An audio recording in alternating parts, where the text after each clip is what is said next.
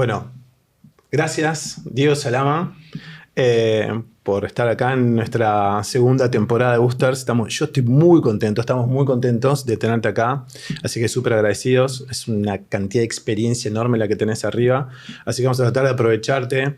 Experiencias, muchos años como VP en Mercado Libre. Compartimos algunos pedacitos de tiempo ahí, así que hay algunas anécdotas que yo te puedo contar de cómo se veía desde el otro lado.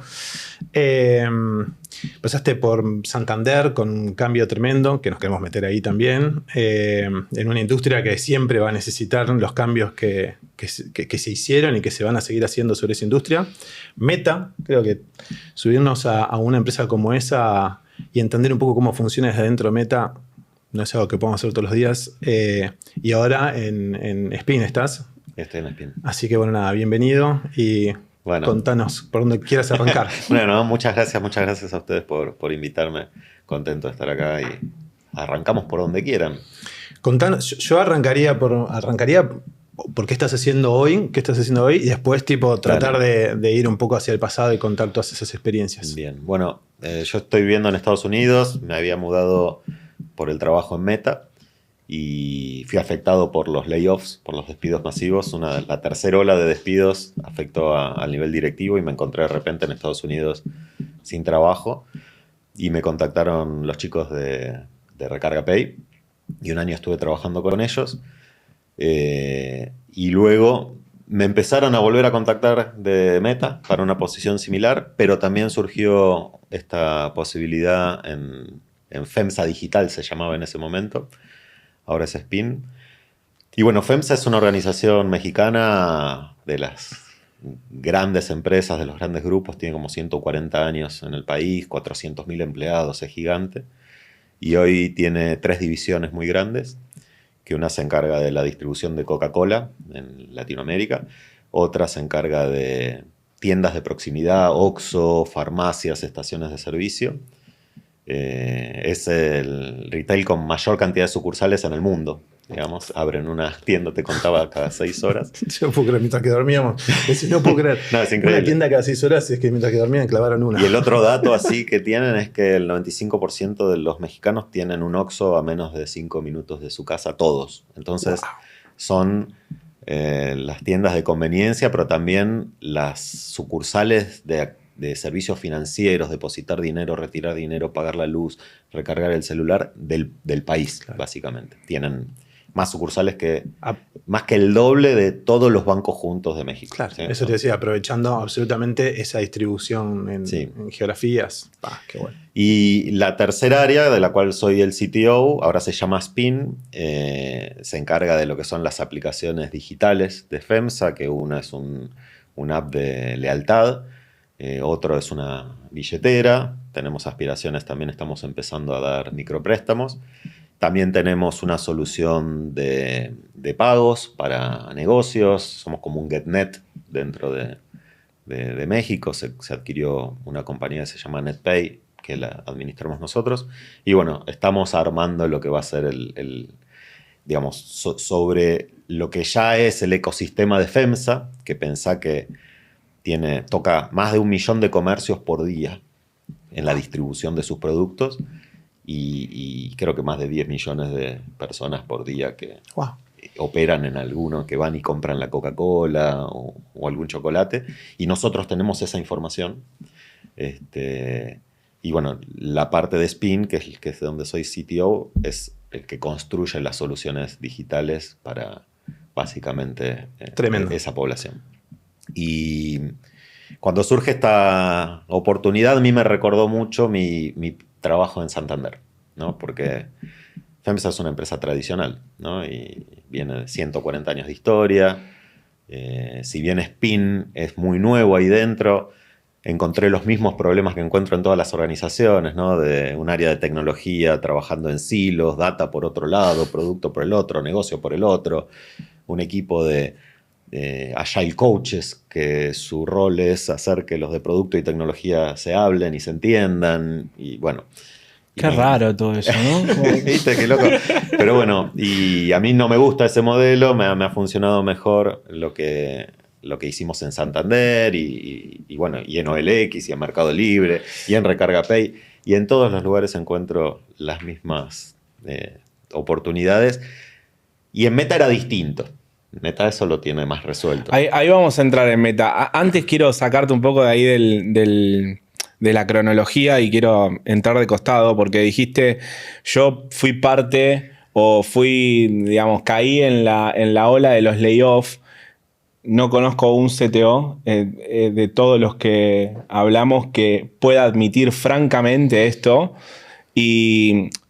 Y también tiene que ver con los que ya te conocemos un poco. Yo en algún momento coincidimos en Mercado Libre, si bien fue un periodo, yo le estaba contando a los chicos que era otra persona, era mucho más chico, era un adolescente, pero lo que sí conocemos, lo que te conocemos de vos, sabemos que sos una persona como que, o por lo menos hablo por mí, ¿no? Pero creo que sos una persona que siempre ha arriesgado, o sea, ha arriesgado, pero no arriesgar cuando vamos detrás del punta de lanza y arriesgamos todos, porque obviamente si pasa algo, bueno, estaba esta persona adelante, qué sé yo, sino que todo lo contrario, vos has arriesgado muchas veces exponiéndote de una manera real, de una manera de decir, che, si esto sale bien, está buenísimo, pero si no sale bien, bueno, me voy a tener que bancar la que venga y saber que voy a estar en un lugar de exposición negativa, porque o por lo menos que alguien va a tener una duda sobre o va a poner en duda eso que se hizo.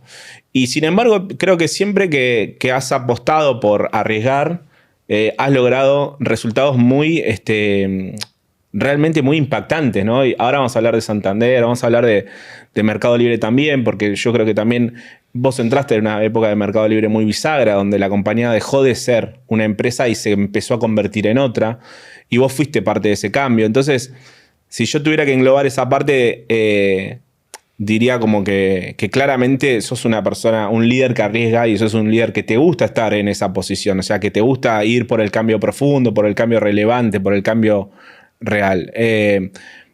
Lo que quería preguntarte es, ¿sentís que de repente hay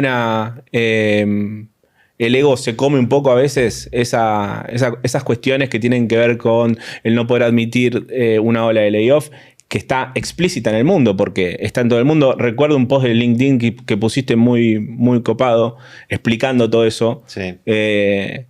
Y yo veía a otros CTOs ocultándose atrás del voy a ver qué hago con mi carrera. Y los entiendo, porque la verdad para mí fue una situación muy, muy difícil, ¿no? Muy dura.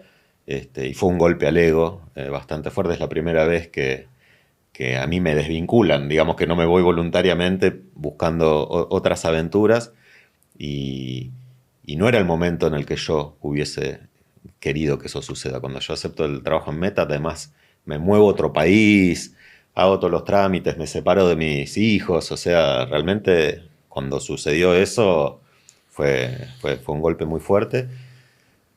Admitirlo o no, qué sé yo, a ver, no sé, el que se crea perfecto e infalible creo que está cometiendo un error y es mentira y adentro de él lo sabe. Y nada, yo he cometido errores. Me pareció cuando sucedió eso y yo estaba sensibilizado que podía sacar una parte positiva de esa situación si lo compartía. Y por eso fue el post en LinkedIn, ¿no? Como para... Yo ya venía tratando de expresar una mirada positiva, ¿no? Y optimista, y de abrazar los riesgos y de saltar, ¿viste? En lugar de pensar dos veces y saltar al vacío, no, saltar y después pensar todo lo que quieras. Y de repente había recibido un golpe y me pareció que era una buena oportunidad para mostrar eso a quienes me lean, ¿no? Y algunos van a estar en esa situación, o lo estaban en ese momento, o podrían estarlo futuro, y saber que uno se puede sobreponer a eso. Entonces encontré de alguna manera algo positivo dentro de lo malo que me estaba pasando y bueno. Sí, creo que esta industria tiene algo como muy nocivo por momentos, que es eso, es el hecho de que muchas veces tenemos que mostrarnos que Sí, que nos la sabemos todos, que somos unos genios, que todo creo que un poco bien. a veces se te exige eso, como, che, necesito a alguien que ya tenga la experiencia. Y lo loco es que podés tener la experiencia y te pudo haber ido mal, y eso es parte de la experiencia también. Yo no creo que alguien tenga experiencia si no se equivoca. O sea, ¿cómo aprendes sin equivocarte? Y ahora que decís eso, sí me interesa encajar con Santander, porque creo que ahí creo que ahí fuiste implacable, honestamente. Tu trabajo fue implacable. No tengo otra mejor palabra para definirlo. Cuando te escuchaba recién hablar de que es una persona que toma riesgo, pero riesgo en serio, para poder estar acá sentado y tuve que ir a recordar un montón de charlas, pasé por la gran charla del elefante, espectacular, que hay 1000 cosas espectaculares. No sé cómo se te ocurrió la del elefante atado, me parece espectacular. Lo vi en Santander, Brasil. Bueno, es un mural que tienen en Santander, Brasil, y cuando lo vi dije, representa exactamente lo que estamos batallando es acá. Excelente. Digo, para los que no lo vieron, vayan a buscar esa charla. Cómo un elefante puede convertirse en un galgo. Está en YouTube, vayan a buscarla. Tremenda. Y ahí veía cómo, me hiciste acordar con lo del riesgo, veías cómo de repente contabas cosas que pasaban en Santander que uno lo mira hoy es como espectacular. Y en aquel momento yo, ¿cómo está haciendo este tipo para estar ahí arriba parado hablándole a tanta cantidad de gente, siendo tan vulnerable para una cultura de una compañía como es Santander? ¿Y cómo siguió esa historia? Te cuento primero algo que creo que no compartí nunca, ¿no? Y creo que parte de mi éxito en Santander fue algo que me había pasado en Mercado Libre. En Mercado Libre tuve muchos años muy, muy buenos. Y hubo un momento en donde Amazon empezaba a jugar en Brasil y en México. Y en un feedback que me daba Dani, me dijo, mira, digo, vos creo que sos el mejor o de los mejores managers que tenemos en Mercado Libre en los tiempos de paz. Pero en los tiempos de guerra no. O sea, no. Wow.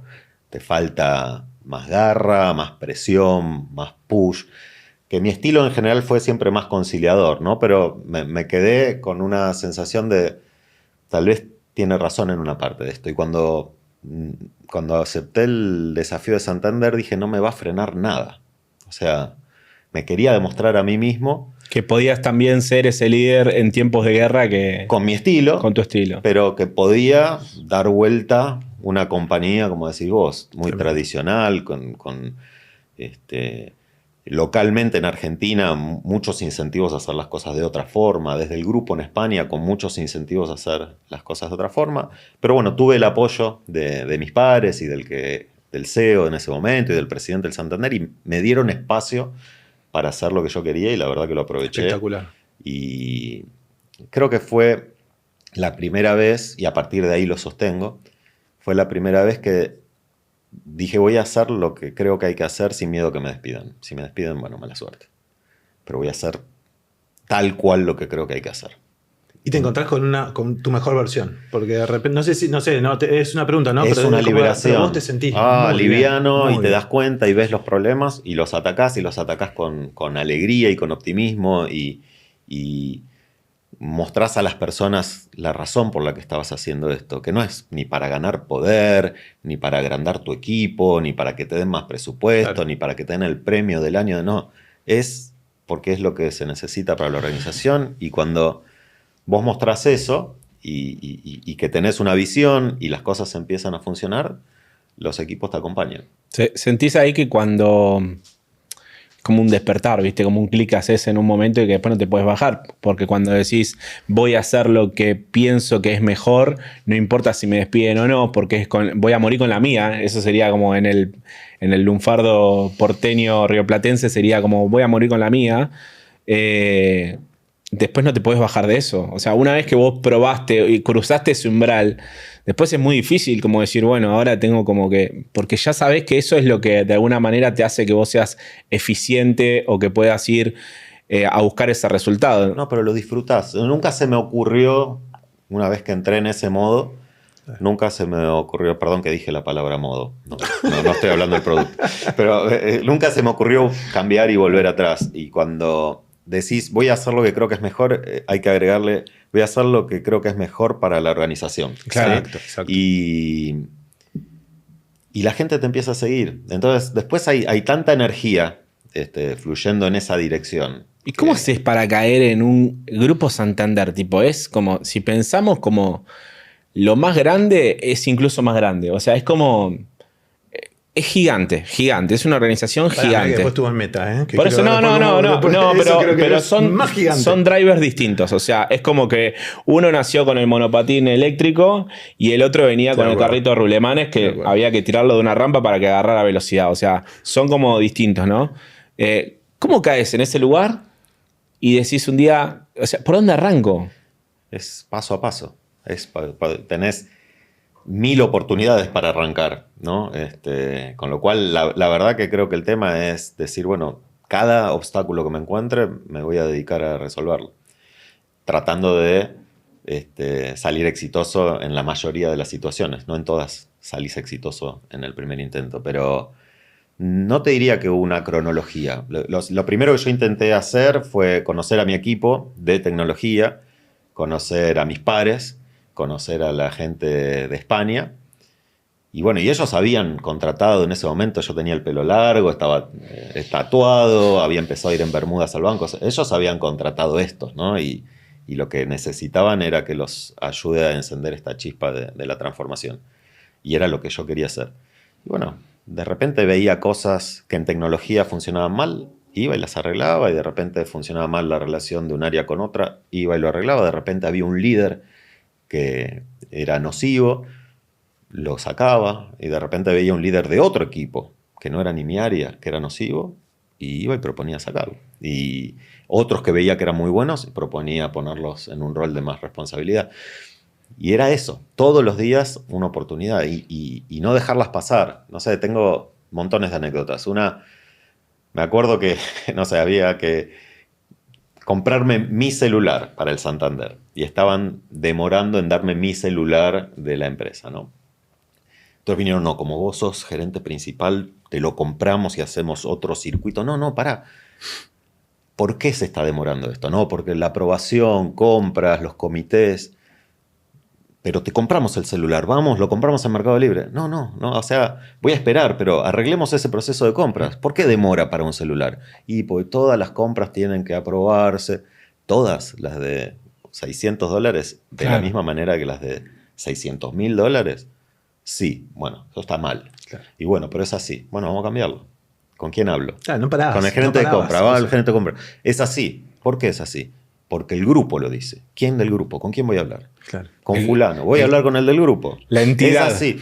Hasta que llegué al capo de todo eso, ¿no? Y le dije, che, es una locura. O sea, pero ni me importa mi celular. Yo estoy pensando en todas las compras de bajo monto que llevan tanto tiempo y todas las compras tan importantes que sí requerirían más análisis, pero los equipos de compra seguramente están distraídos viendo si aprueban la compra de un celular o un pizarrón. Dijo, tenés razón, ¿cómo nadie me lo dijo antes? Y lo cambiamos. Introduciéndonos hay una parte que a mí me gusta meterme mucho y tiene mucho que ver con el origen de este podcast, es temas C-levels, ¿no? O sea, hablabas recién de que tuviste que hablar con esta persona y este gerente principal, que en realidad al ser el CTO, en realidad estamos hablando de esto mismo, ¿no? ¿Cómo es el C-level de un banco? Supongo que depende del banco y de las personas. Seguro. ¿no? Pero son personas.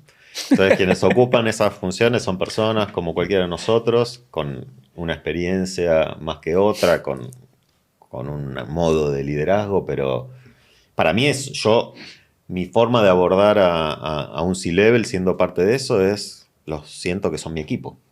O sea, son mis socios, son mi equipo. Y nos tenemos que ayudar a hacer lo mejor para la organización. Sí, pero vos sabés que cuando, por ejemplo... No son mis enemigos. No, pero sabés muy bien que este es un como todos los trabajos, hay miedos, hay egos, hay recelos, hay desconfianza, Sí. Se juegan un montón de factores. Y debe ser muy difícil para un grupo gigante saber que alguien está entrando a cambiar todo, cambiarlo Sí. todo. Debes tener una persona recontra subida al barco que te dice... Diego, tenés razón, esto es una estupidez, cambiémoslo. Pero después debes Otros que te dicen que no. Debes tener muchos que te dicen, bueno, pero esto siempre se hizo así. Sí. Bueno, de mi experiencia, por lo menos lo que fue en Santander, hubieron dos momentos muy interesantes. Uno, que lo cuento en la charla esta de nerdearla, cuando bajamos la lista de 600 iniciativas a 30 prioridades, que tuve a todo el directorio en contra mío, diciendo, no, lo que estás diciendo es una locura, estos proyectos ya estaban aprobados. Yo decía, no, eso no importa, pero este ya está empezado, eso no importa. Pero este ya se comprometieron el año pasado, tu antecesor. No importa, les dije, la verdad que yo creo realmente que como equipo tenemos que elegir 30 proyectos. Y lo que yo les decía en esa reunión es, estamos haciendo dos trabajos en esta discusión. Por un lado estamos tratando de encontrar los 30 proyectos más importantes, que eso es importante. Pero lo más importante es que nosotros aprendamos en equipo a elegir las 30 prioridades. Porque no me importa mucho realmente qué proyecto elegimos ahora para este semestre. Lo que quiero es ver cómo hacemos nosotros para pensar todos en lo que es mejor para el banco, porque vamos a elegir los de este semestre, los del próximo, los del próximo y los del próximo. Elijan ustedes si quieren los proyectos, y si no les salen, los elijo yo, no importa. Pero lo que me importa es la dinámica. Era un centro cultural, ¿no? El centro de la conversación, quiero decir, era Exacto. 100% cultural. Y me la dejaron pasar. Podrían haber puesto más, no sé, más objeciones, pero la verdad no habían muchos argumentos. Lo que yo estaba diciendo es, hagamos lo que es mejor para el banco. ¿Quién va a decir no? No podemos hacer lo que es mejor para el banco, tenemos que hacer lo que es mejor para mi área. Nadie lo va a decir en voz alta. Entonces, bueno, de alguna manera con eso logramos alinearnos y tuvimos la suerte de que salieron bien los proyectos y empezaron a haber resultados que no se veían desde hacía muchos años. Y empezaron a ver a tecnología, digamos, agregando valor y trayendo soluciones y no siendo solamente dejar de hacer competir un área de costos. Claro, dejar de hacer competir la máquina de café, ¿cómo era? El de la café contra el QR. Claro, en la sala de reuniones, sí, era la reserva de sala de reuniones con medialunas integrado. Bueno, y otro momento, bisagra también, fue uno de mis pares, estaba a cargo de una de las áreas, no voy a decir de cuál, porque si no, igual ya no trabaja más en Santander. Era una persona complicada, muy complicada. La gente le tenía miedo, si él se enojaba en las reuniones, revoleaba el borrador, habían algunos que salían llorando, y era su personalidad.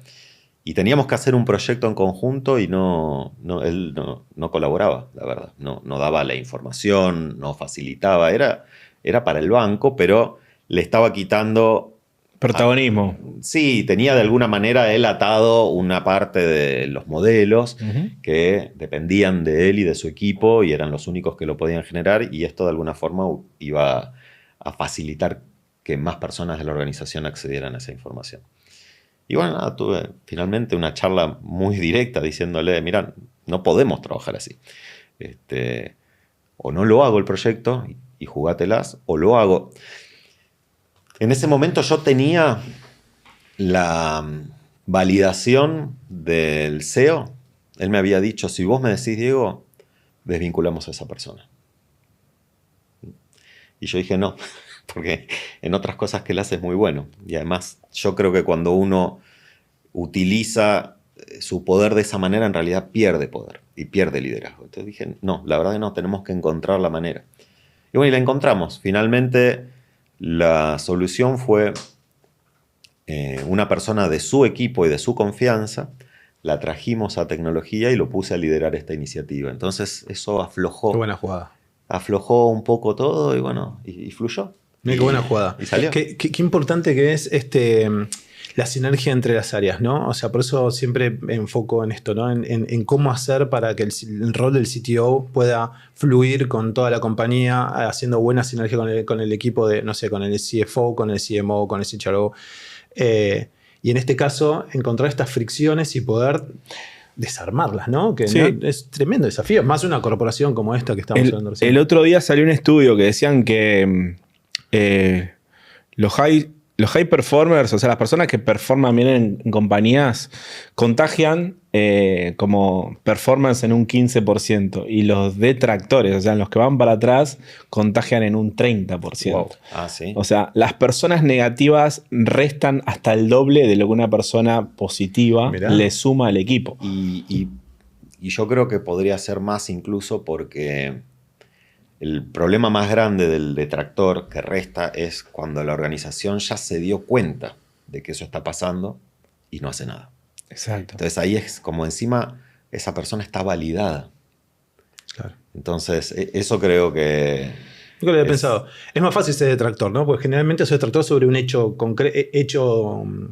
sucedido, digamos, ¿no? No hay nada más fácil que criticar. Es de faultear, es de faultear. Claro, es súper fácil. De faultearse, me desconecto del proyecto y está haciendo un detractor automáticamente. Exacto. Subirse, cambiar. Pero criticar es más fácil que hacer. Obvio, además, por eso digo. Porque como todo es imperfecto. Exacto. ¿Y cómo hice? O sea, te escuché hablar de estas dos cosas que me encantaron porque las he leído mucho y trabajo mucho sobre eso. Primero, el no esquivar el problema, tirarte arriba del problema. Esto que dijiste, van a ser 30, quiero que tengamos este conflicto sano en el grupo para entre los dos encontrar una dinámica donde esto pueda ser sostenible en el tiempo, ¿no? Otra persona hubiera dicho, ¿son 300? Son 300. Yo me quedo con lo mío, hago lo que tengo que hacer, llego al final del año. Y, Diego, ¿cómo terminaste? Bien, terminé. Y ese era un formato de profesional que existía. Pero hablábamos antes, sos un tipo que le gusta arriesgar. Para mí sos literalmente lo que yo llamaría un agente del cambio. O sea, honestamente te lo digo esto porque no quiero ser lamebota, como dicen pero realmente lo considero de esa manera, porque estas decisiones te ponen en jaque muchas veces, te ponen en una luz donde decir, che, nos están bajando a 30 proyectos, teníamos acá todo esto. Sí, yo me considero que soy en muchos casos la chispa que inicia esto. Pero me parece que para las transformaciones que yo viví es más importante aquellos que agarran esa chispa y la llevan. O sea, influyen mucho más finalmente en el resultado. Y de vuelta, tuve mucha suerte de tener equipo que me acompañó con esto. ¿Y cómo fue, por ejemplo, cuando, esa transición donde, empezaste a trabajar en Meta, ¿no? Meta es como... Si hablábamos de Grupo Santander, Meta debe ser como... No tengo ni idea cómo es. Ahí quiero que danos dimensiones. Sí, danos dimensiones porque la realidad es que... Tipo, abrís la puerta de la oficina y ¿con qué te encontraste? Contanos de ese primer día. Es Disneyland. O sea, es una maravilla. Meta, para darles una idea, el proceso de onboarding son 6 meses. Son 6 meses que todas las personas pasan... básicamente conociendo gente, conociendo los procesos, conociendo las herramientas, conociendo la cultura. Y te hacen como un lavado de cerebro. Y en mí funcionó muy bien. O sea, la verdad es que me gustó mucho lo que culturalmente te preparan. O sea, te dicen, mira, sos autónomo, vas a tener todos los accesos. Yo la primera semana, incluso en un rol de dirección, cambié código, o sea, hice un commit y lo subí a producción. O sea, tenés un commit en el repo. Claro, de pavadas, ¿viste? Obvio. De cambiar un cartelito, pero a todos los hacen pasar por eso y te ponen gente que te acompaña, te meten mucho, digamos, te dejan muy claro la importancia de escuchar a los demás, de que somos un equipo diverso, de que Meta es un producto usado en todo el planeta, entonces tenemos que tener representantes de todo el planeta y de todas las visiones y de todas las culturas y religiones y lo que sea, y no se tolera no llevarse bien con eso. Ahí eso es muy interesante. La importancia de la privacidad del dato y todo esto, o sea, todos sabemos lo delicado que es, ellos también lo saben, y desde adentro mi impresión fue que realmente intentan hacer lo mejor posible. Y tienen cosas muy interesantes, como por ejemplo, si tenés una duda de cómo hacer algo, lo primero que tenés que hacer no es preguntarle a alguien, porque le vas a hacer perder su tiempo. Lo primero que tenés que hacer es entrar a las herramientas que hay, hacer tu búsqueda, investigar, tratar de encontrar vos la respuesta por lo menos por 1 hora. Y si no la encontraste solo, bueno, ahí sí podés preguntarle a alguien. Pero está mal visto que vos consideres que el tiempo del otro es menos valioso que el tuyo. Dedica tu hora antes de molestarle al otro, ¿no? Y muchas de esas cosas me encantaron. Y después muchas no me gustaron. Hay un incentivo muy grande a demostrar y documentar el impacto que cada uno logra con lo que hace, porque en los momentos de evaluación de desempeño hay que generar una documentación bastante detallada de qué es lo que vos hiciste y por qué vas a tener un X% aumento o más, y un bono así o un bono así. Entonces la gente está obsesionada por documentar y capturar valor, que está muy bueno por un lado, pero de repente te encontrás con situaciones en donde alguien no cede a una persona del equipo para trabajar en algo más importante porque entonces no va a llegar a tener el impacto que necesita para su promoción. La gente intenta acumular personas porque para promocionar de manager 1 a manager 2 tenés que tener por lo menos 30 personas. Entonces si estás con 20, no querés dejar 5 porque te demora un año más la promoción. O sea, como que el lado B de eso... la otra cara de la moneda es que está fomentando el silo. Está fomentando el silo súper individual. Exacto. Súper individual. Qué loco que no debe haber sido así como fue concebido, ¿no? Exacto. Pero así es como al menos en el equipo que yo me movía eran los... Mira, hay un caso crítico que incluso lo hablamos en nuestro equipo, de una persona que encontró un bug en producción que había que arreglarlo porque, digamos, perjudicaba las métricas, pero en lugar de arreglarlo directamente, hizo un A/B test con la solución. Entonces, un porcentaje de los usuarios seguían viendo el error y otro porcentaje ya no, y lo hizo para poder medir el impacto de su arreglo. Increíble. Y lo midió, y cuando llegó el momento de evaluar, dije, yo con este fix ayudé a evitar la pérdida de tanta plata, pero el costo fue tener a la mitad de los usuarios viviendo el bug durante meses. No están bien puestos los criterios. Fíjate, algo que dijiste recién es también cómo se miden también por tamaño, ¿no? La típica. En Meli pasaba también eso, no sé cómo estará ahora, pero sí, me acuerdo que pasaba. Y en una empresa tan moderna como Meta, eso me parece obsoleto, teniendo en cuenta que justamente antes de arrancar hablábamos de esto de las empresas, los nuevos startups o el nuevo estilo, la nueva raza de unicornios que se está empezando a armar, que son empresas de menos de 10 personas, 1 billion. Donde en realidad a nadie le importa si sos un manager que tiene 50 personas abajo o si tenés 3. Te diría que hoy, si tenés 2 o sos vos solo, mejor, mucho más eficiente y mucho más valorado. Y en empresa como Meta, recontra moderna, todavía se queda con esa cultura. ¿Cómo van a hacer para desarmar eso, no?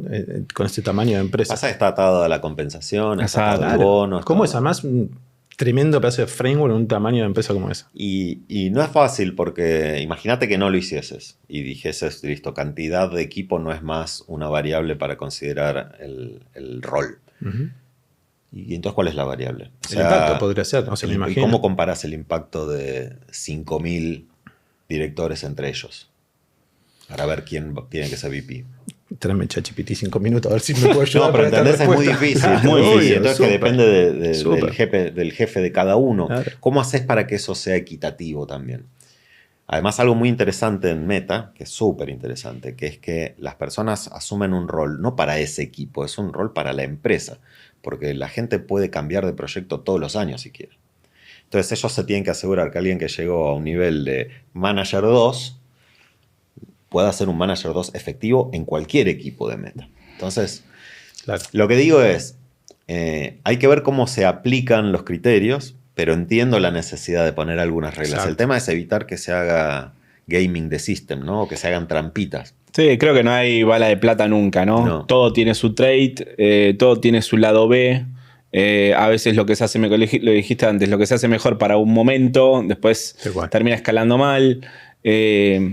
Es muy difícil realmente traer una solución. Es esto, porque... Yo tenía una propuesta que empecé a charlarla ahí, pero bueno, no llegó a aprender. No sé si habrá avanzado o no. Pero Meta es una empresa como Mercado Libre y muchas otras que sí corren riesgos. Cuando hay que desarrollar algo, algún cambio en producto, se testea, se pone en producción, se evalúa, se decide, se va cambiando. O sea, incluso por mucho tiempo...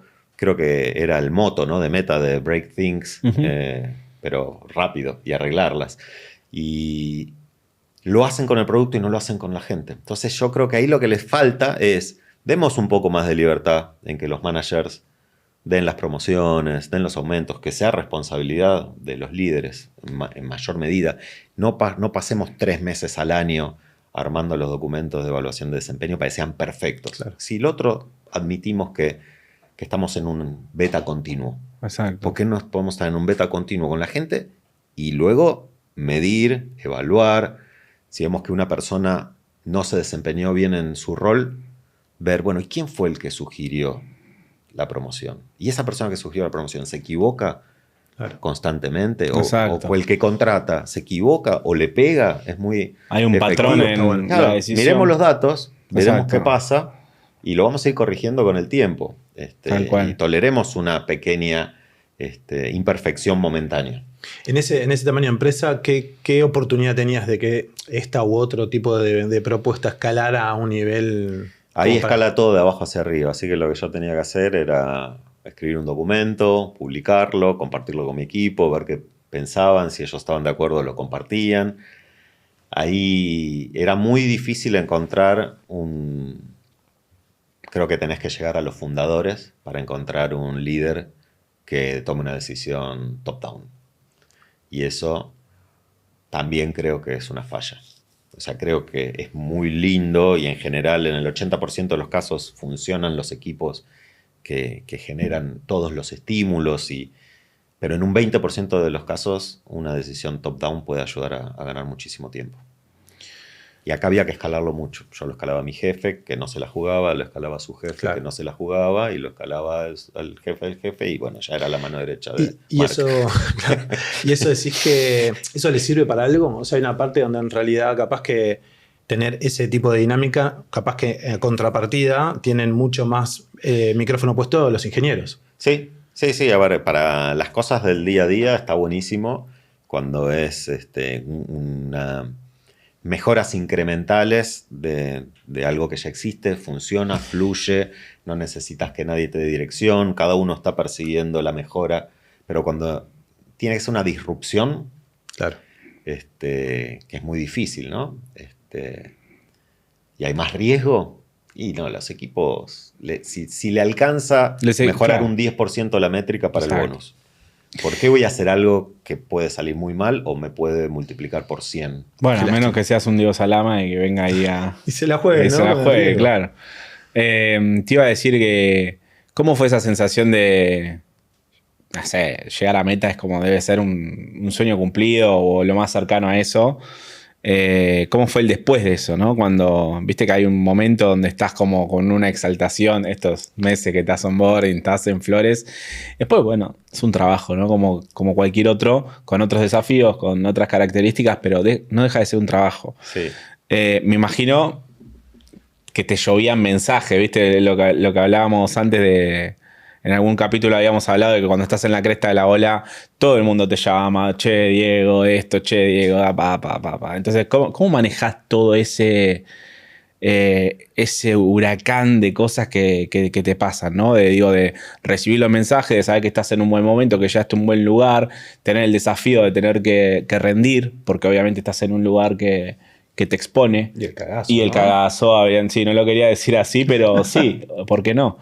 Yo estuve muy incómodo en Meta. A mí me costó bastante mi adaptación, trabajar todo el tiempo en inglés con gente de distintos acentos difíciles de entender. Hubo una persona en mi equipo que lo tuve que llevar a tomar tragos 3 veces hasta que logramos entrar en confianza. Claro. Mis herramientas, que muchas veces tienen que ver con la comunicación, no eran efectivas. O sea, una vez a mi jefe le quería decir... Bueno, podés quedarte tranquilo con esto. Y le dije, you can rest in peace. Que más o menos lo mataste. Lo maté. No me salía la frase. Y es muy difícil. Me sentí muy incómodo. Claro. Preguntaba constantemente si el idioma era una traba. Me decían que no. La verdad es que la mayoría de la gente habla mal inglés, pero nos entendemos. Y sí, luego de ese primer enamoramiento, creo que la segunda vez que tuve que pasar por el proceso de evaluación de desempeño y ver que estaba gastando tantas horas en algo que me parecía que no le mejoraba la vida a los usuarios de nuestro producto. Estaba trabajando para nosotros mismos. Mucha energía mía y de mi equipo entera metida en algo que no mejoraba el producto. No le cambiaba la vida a los usuarios, ni un poquito. Entonces, eso ahí ya me empezó a como cambiar. Me encontré la parte, pero igual me hubiese quedado. Porque mi objetivo era quedarme 4 o 5 años. Me faltaron un par. Y lo de los mensajes que vos decís, cuando yo estoy muy compenetrado con un proyecto. Me pasó en casi todas las empresas, ¿no? La verdad es que no, ni respondo a eso, o digo gracias, no estoy buscando, o decime qué estás buscando y veo si hay alguien conocido que le pueda interesar, pero no estaba ni escuchando propuestas, la verdad. ¿Cómo? O sea, estoy reformulando mientras hablo.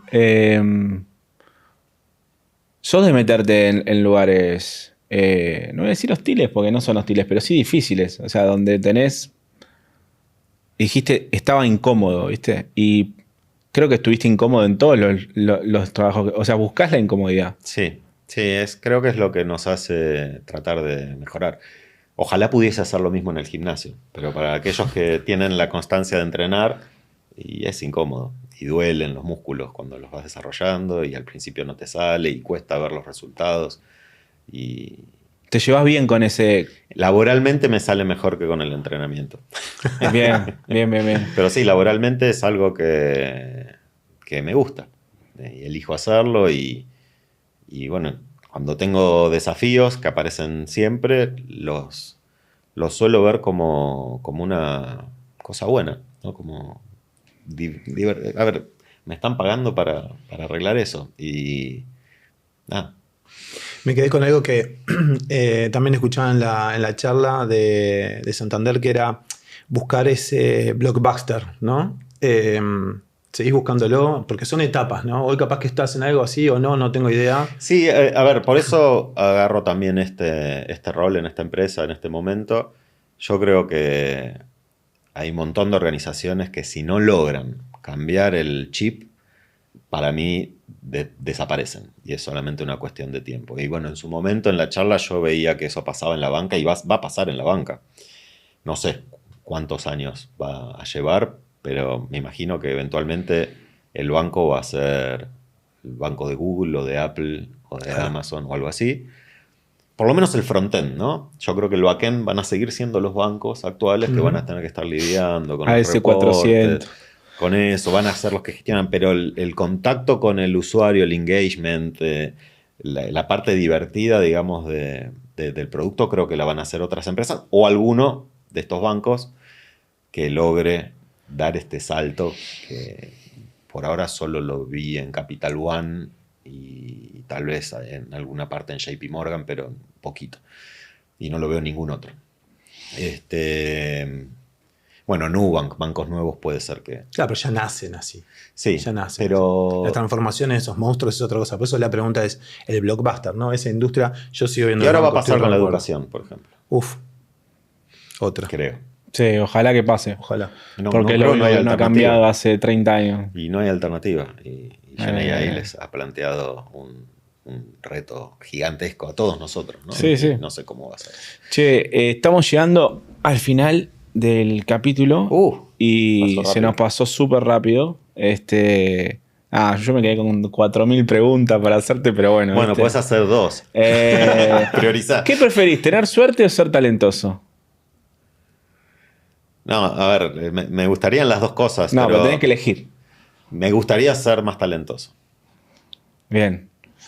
¿Emprendiste? ¿Tenés algún emprendimiento propio? Sí, salieron siempre mal. ¿Y tenés ganas de volver a intentarlo o no ahora? No creo. No. O sea, probablemente lo haga eventualmente, pero no. Mi carrera y mi profesión fue esta que elegí y desarrollada de esta manera que la elegí. Y la verdad que intenté emprender un par de veces y no lo hice bien, o no elegí los productos correctos, o me quedé sin el capital, pero soy muy bueno en esto y no soy tan bueno emprendiendo. No sé por qué le preguntaste eso, pero yo iba en esa misma línea. No sé, creo que tiene como ese perfil, y en la misma línea, si no era esa, la segunda pregunta se me ha ocurrido relacionado, es tipo... Que también tiene que ver un poco con lo que hablábamos antes de arrancar el podcast, que es el rol del CTO, cómo se va a ir modificando en los próximos años, teniendo en cuenta que la tecnología cada vez va a ser más rápida, más fácil, más acelerada. Y en mi cabeza empieza, y no solo la mía, escuché a algunos fondos hablar de que los futuros CEOs van a ser los que actualmente son CTO. ¿No te ves como CEO de alguna compañía? En un futuro, no me importa qué compañía, nada, pero ¿no te ves liderando el completo de una compañía? Yo creo que sí, que podría. No me veo. Ojalá. La verdad que hoy mi visión es hacer muy bien el trabajo que vengo a hacer acá a FEMSA. Ojalá me funcione como me funcionó en otras veces. Y seguramente tengo un rol así, pero no sé. Si vos me preguntás ahora si cambiaría este proyecto que tengo por delante para ser CEO de otra cosa, no sé si lo haría en este momento. Pero bueno, de vuelta, es como que cuando tomo este tipo de decisiones, son decisiones de mucho compromiso interno, no es ni siquiera el compromiso con la organización. Es como que, bueno, yo quiero hacer esto y necesito unos años. La última, ¿cómo haces para mantenerte con ese compromiso interno? ¿Cómo cultivas esa parte que tiene que ver con a dónde voy, qué estoy haciendo, tiene sentido, no tiene sentido, dónde está mi ambición, cuál es mi plan? No sé si les pasa a ustedes, yo tengo estas conversaciones conmigo todos los días, ¿no? Y es como que mi cabeza... Diego tiene una hoja con el plan de su vida pegada. Debo pasar 2 horas por día pensando esto en distintos momentos y haciendo micro correcciones. Y digamos, no es azar. Sería tal vez como un hábito, te diría. Divinos, me siento súper identificado. Muchísimas gracias, Diego. Súper generoso con tu tiempo, no solamente por haber venido. Te conocemos en el ecosistema, sos muy generoso dando advisory en general con las empresas, con las personas. Así que muchísimas gracias por haber venido. Y bueno, estamos muy intentados de la mano. Éxitos en esta segunda temporada. Gracias. Buenísimo. Tremendo, Diego. ¿Salió bien? Feliz.